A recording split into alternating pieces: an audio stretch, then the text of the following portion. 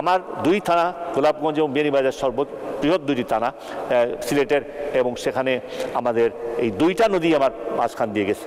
এবং যে কোনো বৃষ্টি হোক না কেন, গারো পাহাড়ে, জৈন্তা পাহাড়ে কিংবা ওই অঞ্চলে সমস্ত পানি প্রথম ওই দিক দিয়ে আসে।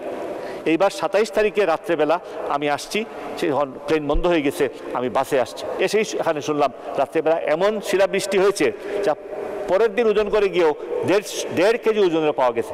এবং 7টা ইউনিয়নে একটা ঘরও, টিনের ঘর ঠিক থাকা নেই, সব খানা ঝাঁঝরা হয়ে গেছে। এই যে প্রতি বছর আমাদের এই বন্যা হচ্ছে, পানি হচ্ছে, তার একটা বড় কারণ হলো আমাদের যে বড় বড় নদী, দুইটা কথা বললাম, সুরমা, কুশিয়ারা, এগুলো ভরে গেছে। শীতকালে সুরমা নদীতে হেঁটে পাড়ি দেওয়া যায়, এটা খোদাই করলে পরে বা খনন করলে পরে আবার এসে পরের বার ভরে যায়। আমাদের সবচেয়ে বড় নদী হচ্ছে কুশিয়ারা নদী, এবং সেইটা সবটাই বেনিবাজার পুরা ধরে গেছে, গোলাপগঞ্জ পুরা ধরে গেছে। এবং তার দুই পারের যে ভাঙ্গন, গ্রামের পর গ্রাম, স্কুল, মাদ্রাসা, মসজিদ এবং মানুষের বাড়ি, দোকানপাট, মানুষ গৃহহারা হচ্ছে। আমরা অনেক চেষ্টা করে অনেকগুলো জায়গায় কিছুটা কাজ করেছি, কিন্তু স্থায়ীভাবে করা খুবই কঠিন কাজ, এটা আমি নিজেও বুঝি। এইবার তো আরও বেশি মানুষ ভীত, এইবার সব ভেঙে নিয়ে যাবে, এই বাড়িঘর ভেঙে যাচ্ছে এবং সেই নদী, এটা সমস্যা। এখন জন্ম সনদ দিয়ে খোলো বিকাশ স্টুডেন্ট অ্যাকাউন্ট, নিজের বিকাশ নিজে কর।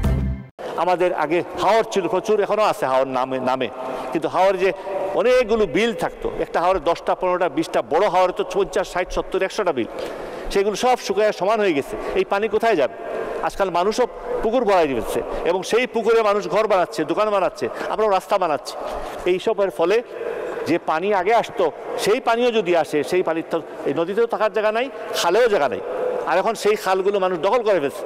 ঢাকা দক্ষিণ নামে একটা জায়গা আছে, শ্রী চৈতন্যদেবের জন্মস্থান, সেই জায়গাটায় আমাদের পানি বুক পানি হয়ে গেছে। এইবার চারিদিকে পাহাড় ঘেরা, পাহাড়ের সমস্ত পানি এখানে এসে সেটা আমাদের ডুবাই ফেলছে। এইভাবে উঁচু জায়গা পর্যন্ত নিচে চলে যাচ্ছে। তাই নদী ভাঙন, নদী ও খাল খনন, বেড়ি বাঁধ ভেঙে চলে আসছে, এই বিষয়গুলো খুবই গুরুত্বপূর্ণ। অন্যদিকে আমাদের ঢাকা সিলেট রুটটা এত বছর ধরে আমরা অপেক্ষায় আছি, এখনও সেই সড়কটা 6 লেনের হয় নাই, এবং আগের চেয়ে অনেক বেশি সময় লাগে, অনেক ভিড় হয়, অনেক অ্যাক্সিডেন্ট হয়। সেই রাস্তাটা দ্রুতই করা দরকার।